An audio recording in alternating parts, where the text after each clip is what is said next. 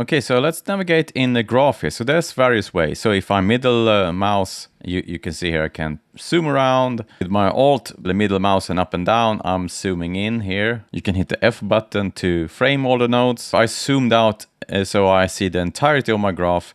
But now let's see here if I zoom in. So you can see here now I get a minimap.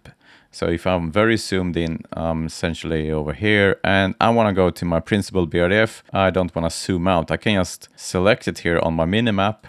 And now I'm over the principal BRDF. You can also hit the Alt and use the arrow keys to step around here if you want to do some nudging in your graph. Likewise, if you hit the Shift and Alt, you go up and down arrow, you will zoom in and out. So looking here, I have named here this node my awesome name.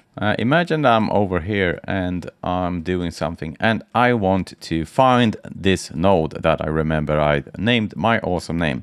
You can hit the J button and type. And you can see here my awesome name is the one there I found. I can just hit enter and I'm jumping to that node. You can select nodes in chains by jumping around. For example, here if I select this cloud and you want to go left or right with your arrows, you can do that. You see here now you're highlighting the next node up the chain. So now I essentially selected my histogram scan. If I go one more, I'm gonna select the multi-channel merge. If I hit the right, and now I'm selecting essentially the fabric and the green metal rust, up or down, you can see here. So that's another way to navigate in your node chains, for example.